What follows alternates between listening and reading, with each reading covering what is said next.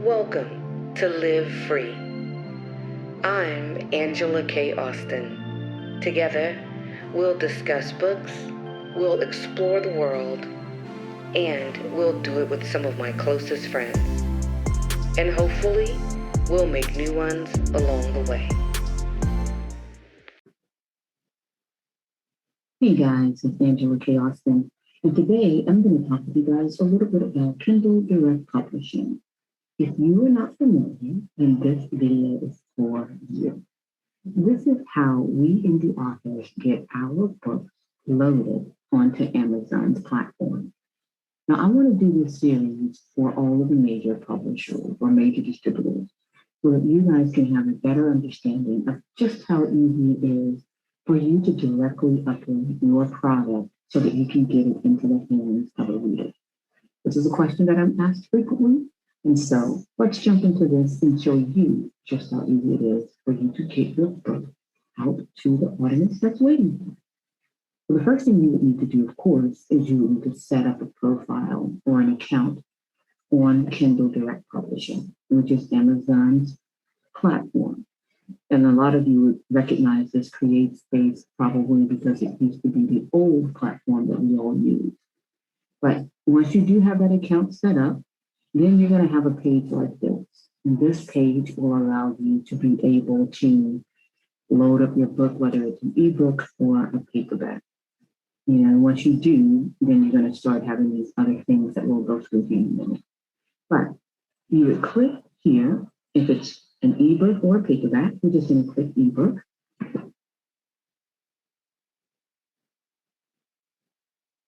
And then it's going to bring you to this, right? And so you have your Kindle ebook details, your content, your pricing. And you're basically just going to go through this worksheet, adding in all of the data that it's asking you for. And once you do this, I want to point out a couple of things to you. Of course, if you're going to have other contributors, you're going to go through this list, editors, illustrators, and make sure you get all that information in there. But I want to make sure that you pay attention to your keywords and your categories. Now, these two are important, in my opinion, as a person who comes from a marketing background, because this is how your readers are going to find your book when you have it out there. Once you've loaded your book and it's sitting on Amazon's marketplace, how does the reader know it's there? What are they searching for? If they go to Amazon.com and put in, second chance romance, if your book is a second chance romance, would your book pop up? Not if you don't have it listed here as second chance romance, right? So make sure that when you are determining these keywords, that you really think about your book. And don't go for just the basics, because sometimes those might be too broad. And because they are so broad, they may not get to the reader that you're looking for. And do the same thing with your categories. When it comes to categories, as an indie published author, there's a limit.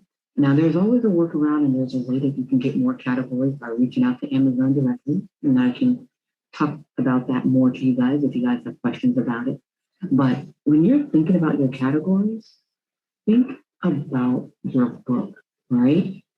How is your book is fiction? Then what kind of fiction is your book? A lot of my books are contemporary women's fiction. So I might want to look at something like this. But is that the best category? Maybe not. Maybe I want to go through, maybe my book is, maybe it's more romance this time around. And then maybe it's a contemporary romance. So maybe that's a better category. So really think about the categories that you guys are selecting, because that is how the reader will know that your book's available. They're not all looking for us right now. Maybe one day they will be. Let's just say, in fact, one day they will be looking for us.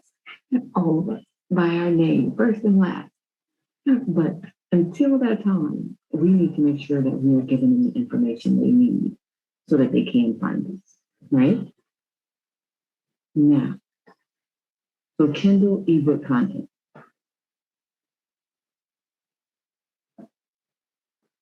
Now, when you guys go through this, this is going to, you'll have to read all of this and make these decisions and figure out what works best for you. But for me, I do like to do digital rights management. And you can, of course, read this, but I just like to take every kind of, I like to do whatever I can to ensure that people aren't just like floating my work around out there and making money off of it that I'm not making. So I always say yes to this. But this isn't saying that you have to decide what works best for you. And then, of course, you would upload your manuscript, you would upload your cover, you can preview it. And one of the great things about Amazon is Amazon has a tool that will actually allow you to be able to, they will allow you to be able to do some ebook manipulation and design your ebook and stuff with their tool. So if you don't have a design software and you're just starting out, Amazon's got you. No worries. But of course, you can always just simply upload a Word doc. Let's see if I can find something to upload really quickly to show you guys how this part of it works. Okay, so you can see here, I have loaded up a file and I've loaded up a cover. So it's processing these files. And then once it does, you'll be able to actually look at what's happening with the document. And let's see if it'll show it to us now. It's still processing, so it may not have usually wait until it says the processing is complete. Well, let's see what it shows us. Oh, there we go. So see, it will show you what your document is looking like. So you get an idea of what it's going to look like in the final piece, right? Tanya, they think like you have to love them. Now let's go back. Okay. So one of the things that people ask me about often is whether or not they need an ISBN. And we've talked about it. And I have a video on it coming up. So you guys will get a little bit more information about that as well. But when it comes to ISBNs, I'm going to say, again, I'm going to leave it up to you, but it depends upon what it is that you want for your writing and your overall career. If you're only going to use one platform, like an Amazon, then you may not need to buy ISBNs from Valkyr, which is the American service that sells them. You could get away with just using the free ASINs that are provided by Amazon. And you can get some more information here. And like I said, I have an upcoming video that will tell you more about it as well. But you'll be able to get, with an ISBN, it is something that people look at using when they are looking to go a bit more global, a bit wider with their books, with their book releases. So think about if you're trying to only use one platform, if that platform is a platform like an Amazon or something else, or if you're trying to go wider, and then you'll be able to make that decision.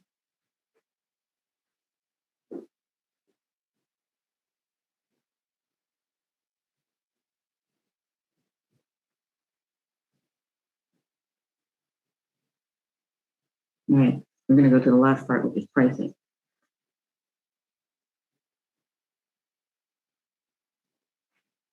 All right. So a lot of indie authors will do KDP select enrollment. And for all of those who are not aware, that is essentially Kindle Unlimited. So if you want your book to be enrolled in the Kindle Unlimited program, which basically means for those people who have paid for that service, the book would be a one-click service where they don't have to pay any additional money um, out of their pocket, like somebody who would pay like $2.99, $3.99, 99 cents, then you would enroll it in here. However, if you don't want that and you don't want your book to be in Kindle Unlimited, you wouldn't check this. Now, these are territories. So for those of you who are not familiar,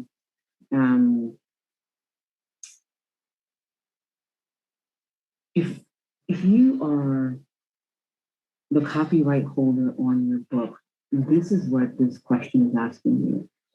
Do you have the right to distribute to all of Amazon's territory, right? So, Amazon.co.uk, Amazon India, Amazon Japan, Amazon Canada. Do you have the right to promote and sell your book in all of its territories? You should. It's your book, it's your writing, you have a copyright, you should have all those territories. But if you need to change it and select individual territories, you would do so here.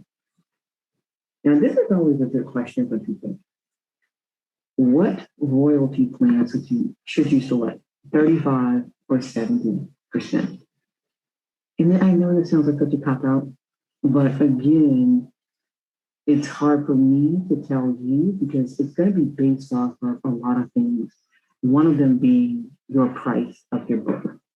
So if you look at the 35% royalty structure, down here it's telling you that your book must be priced in a certain price range, starting from 99 cents, right?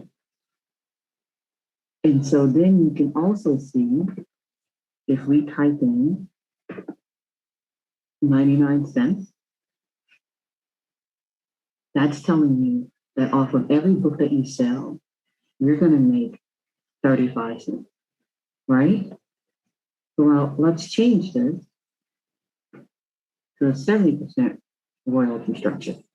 Now you see that your book must be at least $2.99. So let's change that 99 cents to $2.99. And now you see, right, if you were to do the 35% royalty structure, you would be making $1.05. You do the 70% royalty structure, you'd be making $2.06. But you see this section here, this delivery section? You see how in the 35%, you don't get charged the delivery fee? In the 70%, you get charged the delivery fee.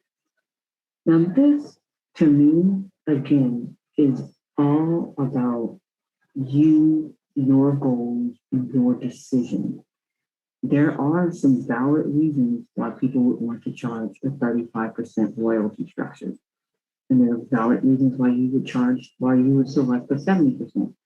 I personally go with the 70% royalty structure, but it's also because of the price point for my books. So you need to look at the cost of production for your books, the price point of your book, and then you would need to decide from there which one of the royalty structures best suits you and your craft. For now, for this example, let's leave it at 70%. All right, and so now we've gotten that completed. And then you would publish your book. And at the click of this button, your book would then be available on Kindle. And so then you would have a list like this that shows the books that you have available on Kindle. Or have available on Amazon, be they paperback or ebook. So they would be available on Kindle, or people could buy your print. All right. So super easy. But it's just that point of understanding the platform, knowing where to go, and how to set up your account, how to load up your book. So if you guys have any questions about any of this, of course, we can go into more detail. but I didn't want to make this video too super long. But I hope that it helps. So for those of you who are considering going into indie publishing, this is not hard. You know, it's not hard at all. You just have to figure out the basics, and once you do, you're good for me. All right, guys? I hope that you enjoyed this video. I hope that you found it helpful. Leave your comments and questions, in the comment section. And if there's something that you need more information about, we can definitely try to give it our best shot. Thank you guys for watching. All right? Everybody out there, YouTube world, podcast land. I will see you all again soon.